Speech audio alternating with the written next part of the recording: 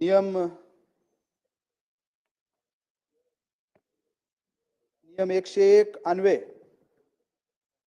अल्पकालीन चर्चामधील बीड जिल्ह्यातील मस्साजोग व परभणी येथील ज्या दुर्दैवी घटना घडल्यात, अध्यक्ष महोदय, त्याच्यावर चर्चा करण्यासाठी मी आज या ठिकाणी उभा आहे। मी या सभागृहाचा, या कायदे मंडळाचा इथं पहिलीच माझी ही टर्म आहे आणि हे पहिलंच अधिवेशन आहे। परंतु दुर्दैवानं अशा दुष्कृत्यावर पहिल्याच अधिवेशनात पहिल्यांदाच मला बोलण्याची त्या ठिकाणी बोलावं लागलंय। हे दुर्दैवच म्हणावं लागेल, पण असो, 4.25 लाख लोकांनी या सभागृहामध्ये, या कायदे मंडळामध्ये, राज्याच्या सर्वोच्च सभागृहामध्ये जिथं कुठं अन्याय होतोय त्याला कुठंतरी आपण वाचा फोडली पाहिजे, अन्यायग्रस्ताला न्याय दिला पाहिजे, या दृष्टिकोनातून आम्हाला इथं पाठवलंय। त्याची जाणीव मला आहे। कालपासून 101 अन्वये चर्चा चालू आहे। अधिवेशन हे 3-4 दिवसापासून सुरू झाल्यापासून हा विषय मस्साजोगचा, जो की अतिशय गंभीर आहे, हा संबंध महाराष्ट्रामध्ये गाजतोय। अध्यक्ष महोदय, सगळ्या महाराष्ट्रामधनं फोन, आमचे जे काही अपतेष्ट आहेत, मित्र परिवार आहे, त्यांचे फोन आम्हाला येतात की बीड जिल्ह्यामध्ये काय चाललंय, हा जो काही प्रकार सांगितला जातो तो खरा आहे का। अशा पद्धतीनं पहिलेच आमच्या बीड जिल्ह्याची ओळख ही दुष्काळग्रस्त ऊसतोड मजुराचा जिल्हा म्हणून त्या ठिकाणी झालेली आहे आणि त्याच्यामध्ये परत अशा पद्धतीच्या दुर्दैवी घटनाची माध्यमातून एक चुकीची ओळख जिल्ह्याची संबंध महाराष्ट्रामध्ये जातीये। ही बाब आमच्यासारख्या तरुण लोकप्रतिनिधीला विचार करण्यासारखी आहे। तसं पाहिलं तर मी थोडं बीड जिल्ह्याची पार्श्वभूमी इथं सांगाल। हा बीड जिल्हा पुरोगामी विचारसरणीचा हा जिल्हा आहे। या बीड जिल्ह्याने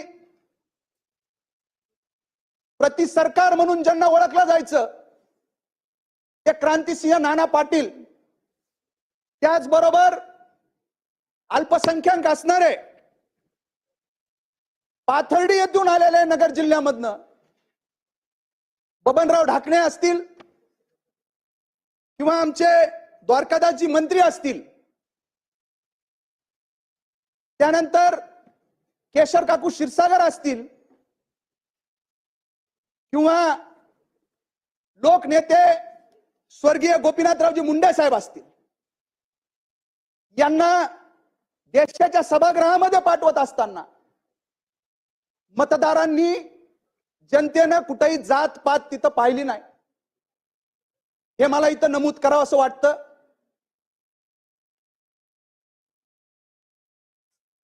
त्याच्या पुढे जाऊन मोठ्या भक्तिभावानं जेवढा सन्मान भगवान गडाला केला, तेवढाच नारायणगड आणि मच्छिंद्रनाथ गड याचाही या जिल्ह्यातल्या जनतेने केलाय। त्याच्यामुळे माझ्या जिल्ह्याची ओळख ही एक संत महंतांची पावनभूमी म्हणून त्या ठिकाणी आहे। परंतु अशा ज्या काही घटना आहेत त्याच्या माध्यमातून अध्यक्ष महोदय अतिशय चुकीची ओळख किंवा जिल्ह्याकडे पाहण्याचा दृष्टिकोन हा लोकांचा, महाराष्ट्रातील जनतेचा बदलता कामा नये। ही जी काय घटना झाली आहे या घटनेच्या बाबतीत सर्व सभागृहामध्ये याच्यावर चर्चा झाली. अतिशय दुर्दैवी अशी ही घटना झाली. निर्घुणपणे हत्या संतोष देशमुख या युवा सरपंचाची झाली आहे. 3 वेळेस सरपंच राहिलेले हे संतोष देशमुख इथं निश्चितपणाने उल्लेख केला पाहिजे. त्यांचं कार्य आणि कर्तृत्व त्याच्यामधून दिसून येतं. राज्य सरकारचे अनेक पुरस्कार स्वच्छतेच्या बाबतीत, स्मार्ट विलेजच्या बाबतीत त्या संतोष देशमुखांनी ग्रामपंचायतला मिळवून दिलेले आहेत. अशा या तरुण अशा सरपंचाची हत्या होणं ही आमच्यासाठी अतिशय शरमेची बाब आहे. मी ही घटना झाल्यानंतर दुसऱ्या तिसऱ्या दिवशी त्या गावामध्ये दादा गेलो होतो आणि मी तिथूनच ज्या डॉक्टरांनी यांचं पोस्टमॉर्टम केलंय त्यांना मी मोबाईलवरून त्यांच्याशी संपर्क केला होता. इथं सन्माननीय सदस्यांनी नमूद केल्याप्रमाणे त्यांची जे काही फोटोग्राफ्स आहेत ते आले, त्याची कशी अवस्था होती त्या बॉडीची ते सांगितलंय. परंतु ज्यांनी पोस्टमॉर्टम ज्या डॉक्टरनी केलंय त्या डॉक्टरचं सांगणं असं होतं की एकही शरीरामधला अवयव त्यांचा जे काय आहे पूर्ण चेंदामेंदा झालेला होता. त्यांच्या बरगड्या असतील, त्यांच्या किडन्या असतील, लिव्हर असेल, एकही अवयव पूर्ण त्याला इतका मार दिलेला होता त्याचा पूर्ण मध्ये चेंदामेंदा झालेला होता. म्हणजे अशा पद्धतीनं अध्यक्ष महोदय निर्गुणपणे त्या संतोष देशमुखची हत्या केली गेलेली आहे.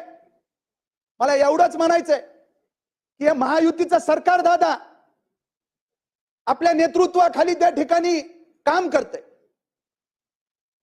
सरकार शासन काय असतं, न्याय कसा द्यायचा, जिथं कुठं अन्याय झालाय तिथं कठोर अशी त्या ठिकाणी शिक्षा झाली पाहिजे, शासन झालं पाहिजे. मला असं वाटतं की याच्यामध्ये पोलिसांचा सुद्धा, केज पोलीस विशेष करून यांचा हलगर्जीपणा इथं दिसून येतो. त्यांच्यावर सुद्धा सन्माननीय मुख्यमंत्री महोदयांनी त्या ठिकाणी कुठेतरी त्यांची जबाबदारी निश्चित केली पाहिजे केज पोलिसांची, आणि त्यांच्यावरही याच्यामध्ये कारवाई झाली पाहिजे. अध्यक्ष महोदय, याच्यामध्ये हा जो काही खटला आहे हा खटला फास्ट ट्रॅक कोर्टावर येणं हे गरजेचं आहे. कारण याचा सोक्ष मोक्ष जितक्या लवकर लागेल त्याच्या माध्यमातून दादा हे जे काही झालेली घटना आहे, झालेलं दुष्कृत्य आहे, हे शासन कशा पद्धतीने हे महायुती सरकार कुणाची त्या ठिकाणी गय करत नाही. ज्यांनी कोणी चूक केली आहे, ज्यांनी कोणी हे दुष्कृत्य केलंय, एक तर त्याच्यामधले सगळे आरोपी हे अजून अटक झालेले नाहीयेत. ते आरोपी लवकरात लवकर अटक करण्यासाठी आपण अध्यक्ष महोदय इथून निर्देश आपण दिले पाहिजेत. आणि एसआयटी माननीय मुख्यमंत्री महोदयांनी गठीत केली आहे. या एसआयटी मध्ये निवृत्त जे काय आहे न्यायमूर्ती उच्च न्यायालयाचे ते त्याच्यामध्ये असले पाहिजेत. फास्ट ट्रॅक कोर्टामध्ये हा खटला चालावा आणि लवकरात लवकर हे जे कोण दोषी आहेत यांच्यावर त्या ठिकाणी यांना शिक्षा व्हावी, फाशीसारखी शिक्षा यांना झाली पाहिजे. अशा पद्धतीनं हा खटला चालावा. याच्यामध्ये स्पेशल पीपी सुद्धा आपल्याला जर का नेमता आला तर ते सुद्धा नेमण्याचं काम माननीय अध्यक्ष महोदय याच्यामध्ये झालं पाहिजे. अशा पद्धतीची एक विनंती आपणाला या ठिकाणी करतो. दुसरी घटना जी परभणीला संविधानाच्या प्रतिकृतीची अवहेलना झाली आणि त्याच्यानंतर झालेल्या उद्रेकामध्ये एका विधी महाविद्यालयातील तरुणाला त्या ठिकाणी त्याला अटक करण्यात आली. तो आंदोलन करत होता, त्याला अटक करण्यात आली आणि कारागृहामध्ये त्याचा दुर्दैवी त्या ठिकाणी अंत झालेला आहे. याची सुद्धा चौकशी झाली पाहिजे. त्याच्या कुटुंबियाला त्या ठिकाणी आपल्याकडनं मदत व्हावी अशा पद्धतीची विनंती या ठिकाणी करतो. सरपंच संतोष देशमुख हे 3 टर्म जरी सरपंच असले अध्यक्ष महोदय तरी ते पत्र्याच्या घरात राहत होते. आज आम्ही आता सार्वजनिक जीवनात फिरतो.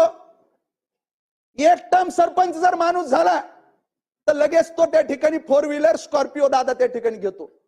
3 टर्म सरपंच राहिलेला माणूस त्याच्या घरावर पत्र्याच्या घरामध्ये तो राहतोय. त्याच्यामुळं मला माहिती नाही आता याच्यामध्ये अशा पद्धतीच्या हत्या झालेल्या घटनेमध्ये आपल्याला शासनाला काही मदत देता येते का नाही, परंतु याचा विचार आपण सहानुभूतीपूर्वक दादा करावा अशा पद्धतीची विनंती मी अध्यक्ष महोदय या ठिकाणी करतो. या सभागृहाच्या वतीनं कैलासवासी संतोष अण्णा देशमुख आणि परभणी येथील घटनेतील जो काही मृत आहे त्या विधी महाविद्यालयातील तरुणाला या दोघांनाही या ठिकाणी भावपूर्ण श्रद्धांजली अर्पित करतो आणि इथंच थांबतो. धन्यवाद. सन्माननीय सदस्य सुनीलजी प्रभू. अध्यक्ष महोदय,